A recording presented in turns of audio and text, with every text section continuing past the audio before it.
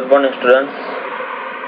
आज हम पढ़ते हैं पोयम फर्स्ट मोरली, पद्य पोयम मोरली। कवयित्री यानी फीमेल जो है कवि वह है मीराबाई। आगे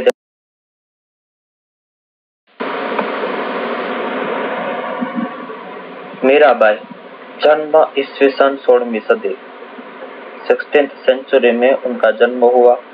મીરાબાઈનો જન્મ રાજસ્થાનના મેળતા ગામમાં રાજકુટુંબમાં થયો। उनका जन्म राजस्थान के मेड़ता गांव में राजकुटुंब में उनका जन्म हुआ। नानपणथी ज तेमने कृष्ण भक्तिनो रंग लाग्यो। छोटे थे तब से उनको कृष्ण के प्रत्ये एक प्रेम सा हो चुका था। तेमने मेवाड़, व्रज અને દ્વારિકામાં સાધુ સંતો સાથે સત્સંગમાં કૃષ્ણમય જીવન વિતાવ્યું એમ મનાય છે।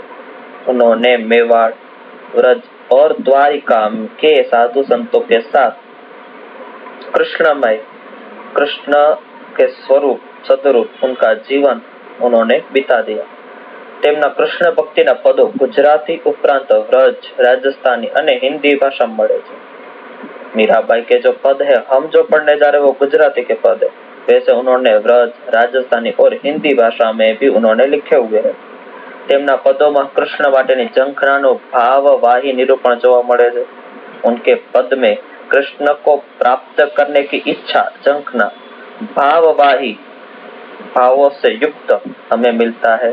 संत हृदयની સંવેદનાની तीव्रता અને ભાષાની સાદગી માટે તેમના પદો જાણીતા છે।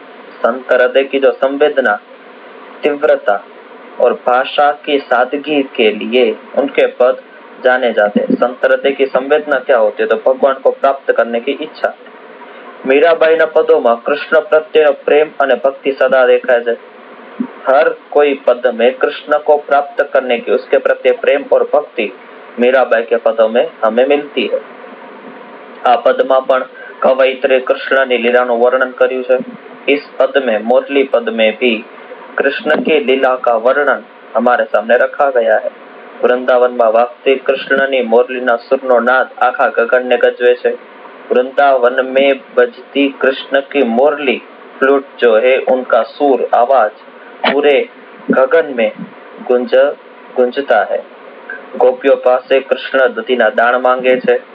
गोपियां जो है कृष्ण के पास टोल टैक्स मांग रही है। तो ये गोपियों ने कृष्ण वहालत लागे, फिर भी गोपियों को कृष्ण ही बहुत अच्छा प्यारा लगता है।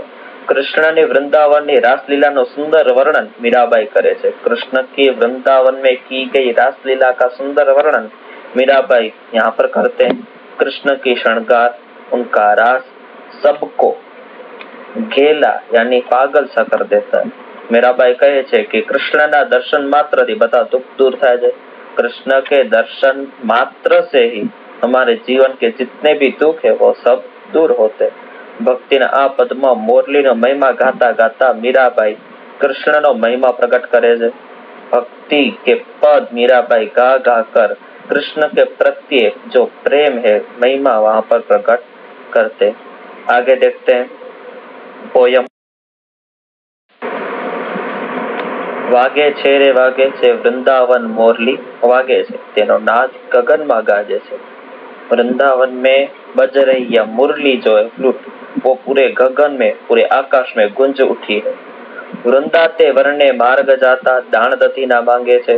वृंदावन में जो रास्ता है, मार्ग जो है, उनमें दान दधी, दान यानी टोल टैक्स, दधी संस्कृत शब्द है दही, सबके पास मांग रहा है। वृंदाते वन में रास रच्यो छे, रास मंडल में विराजे छे और वृंदावन में रास रचाया हुआ है और उनके बीच में हमारा कृष्ण विराजे हुए हैं। पीड़ा पीतांबर जरकसी जामा, पीड़ो ते पटको विराजे छे। उन्होंने कैसा आभूषण, कैसे वस्त्र पहने हुए? तो पीला पीतांबर और जरकसी यानी जरी युक्त जो वस्त्र है उन्होंने पहना हुआ है। पीड़ो ते पटको विराजे छे और कमर पर बांधा हुआ पटको यानी कमर पर बंधा हुआ छोटा सा वस्त्र टुकड़ा जो है वो पीला कलर का ही है। काने ते कुंडल, मस्तक मुगट, कानों में पहने हुए कुंडल है तो मस्तक पर मुगट पहना हुआ है। मुख के पास मोरली यानी फ्लूट विराजमान है। वृंदाते वरनी कुंज गली में, वृंदावन की कुंज गली में वालो थनक थनक थई नाचे छे। वाहलो यानी कृष्ण का नाम यहाँ पर वाहलो शब्द लिखा गया है। थनक थनक यानी खुश होकर नाच रहा है। बाई मीरा के प्रभु गिरिधर ना गुण, बाई मीरा, मीराबाई जो है गिरिधर, गिरी पर्वत, धर यानी धारण जिन्होंने किया है वह कौन, तो कृष्ण।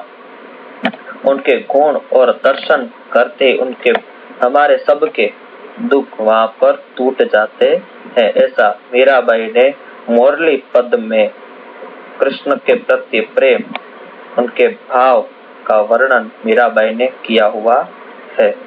Thank you.